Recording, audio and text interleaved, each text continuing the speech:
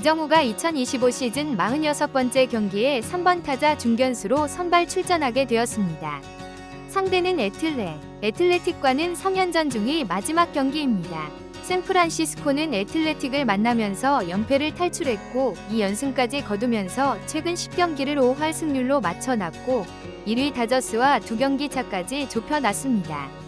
같은 시기에 다저스가 엔젤스를 상대로 2연패를, 샌디에고도 시애틀에게 2연패를 당하면서 게임차를 좁힐 수 있었던 것입니다. 애틀레틱을 상대로 수입을 달성하면 더 좋겠지만 글쎄요. 그 길은 결코 쉬워 보이지가 않습니다. 애틀레틱의 선발 투수가 다저스전에서 1실점 대우트로 펼쳤던 스프링스이기 때문입니다. 4점대 평균 자책점이 있지만 시즌 초반만 부진했을 뿐 최근 경기들은 어떤 에이스 부럽지 않은 좋은 투구를 하고 있던 투수였습니다. 반대로 샌프란시스코의 선발 투수는 어르신 벌랜더였습니다. 9경기를 선발 투수로 나왔는데 평균 자책점 4.02, 0승 2무 3패인 상황입니다. 42살임에도 최고 구속 97마일까지 던진 걸 확인했었는데 그 자체만으로도 대단한 선수인 건 맞지만 개인 능력의 호투보다는 운의 영역으로 결과가 나오고 있습니다. 그래서 이번 경기 역시 불안함이 먼저였습니다. 그리고 팀보다 더 중요하고 관심을 갖는 이정후. 이정후가 팬들을 지금 틀었다 넣었다 하고 있습니다. 전날 안타가 중단되면서 타율이 급격히 떨어져 버린 상황입니다. 메이저리그 10여 명의 타격 경쟁자들은 업앤타운을 거듭하면서 그래도 제 역할을 해주고 있다 보니 이정후는 어느새 지표들이 경쟁에서 많이 밀려버렸습니다.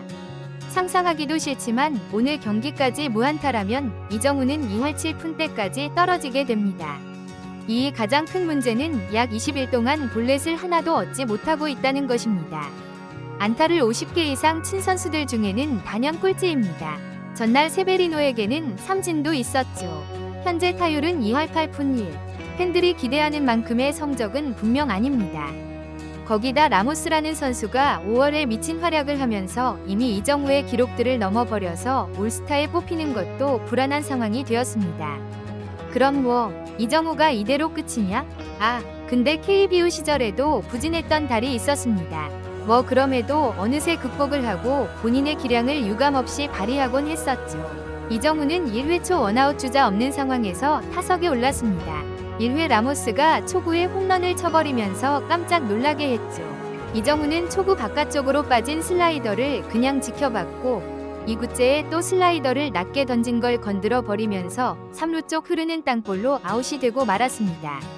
이정후는 스스로를 압박하고 있는 것으로 보입니다. 자신의 타격 능력이 더 많이 노출되면서 상대 팀들의 분석으로 좋은 공이 올 리 없다는 것도 인지하고 여전히 새로운 투수들을 상대하고 있는 중이기 때문에 안 좋은 공도 배트를 건드려 버리면서 일어난 현상입니다.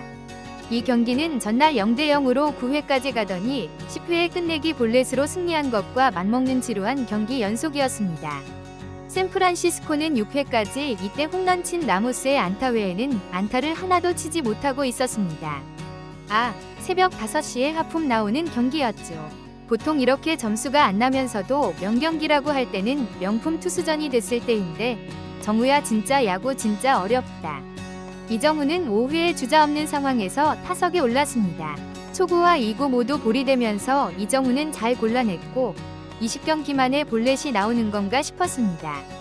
당연히 응원하면서 볼넷을 기대하고 있었던 건 아니죠. 오히려 스프링스가 호투를 펼치고 있는 상황에서 이정후를 거를 리는 없을 거라고 받고 타격하기 매우 좋은 상황이었습니다.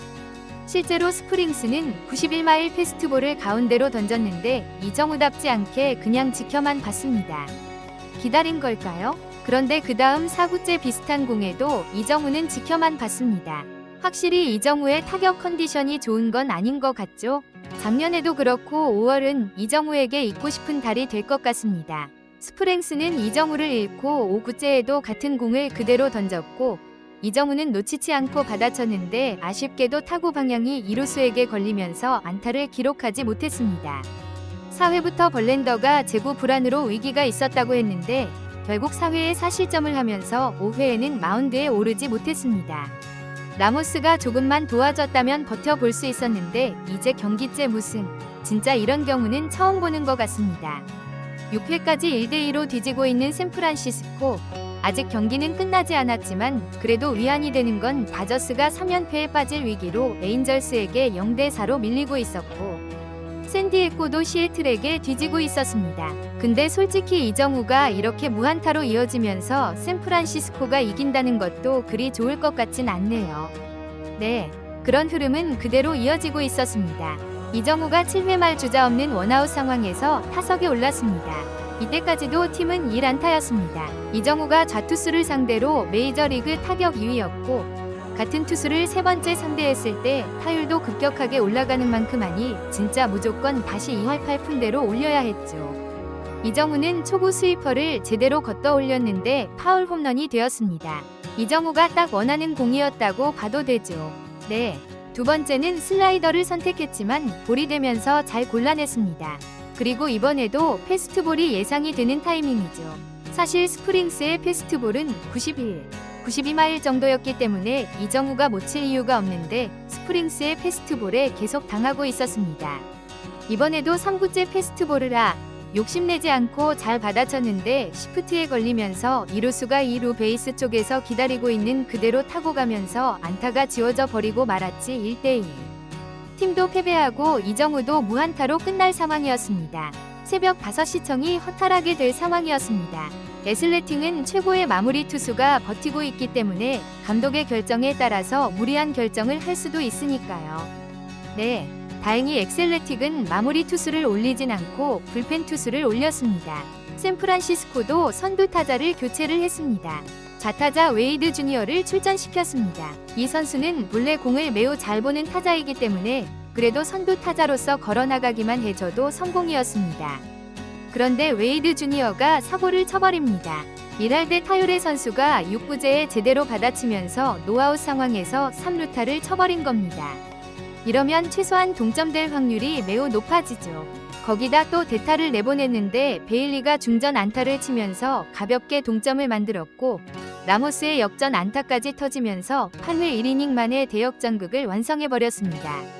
2010년 이후에 역전성이 가장 많고 올 시즌도 역전이 매우 많았던 샌프란시스코인데 팀 타율은 메이저리그 하위권이지만 어떻게 후반만 가면 분위기를 끌어올리고 반전을 만들어버립니다.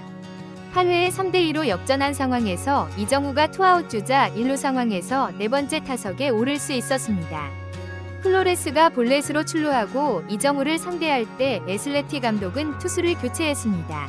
1점 차니까 포기할 순 없었죠. 네, 이정우를 상대하는 투수는 우투수였는데 이정우는 아쉽게도 이 구만의 스윙을 하면서 낮은 슬라이드를 쳤고 플라이볼로 아웃되고 말았습니다. 사타수 무안타네. 정말 안타깝네요. 네, 안타까움은 팬들의 마음일 뿐인가 봅니다. 샌프란시스코가 9회 워커가 3자 범퇴로 마무리시키면서 승리를 지켜냈고 애틀레그 상대로 3연승 수입을 달성하면서 매우 기분 좋아했고 경기 종료 후에 이정우가 비춰졌는데 이정우도 그래도 만족스러워하는 모습이었습니다. 실제로는 라모스를 비춰준 거죠. 이정우는 2할 7푼 6리로 떨어지면서 50개 안타 그대로 머물게 되었습니다.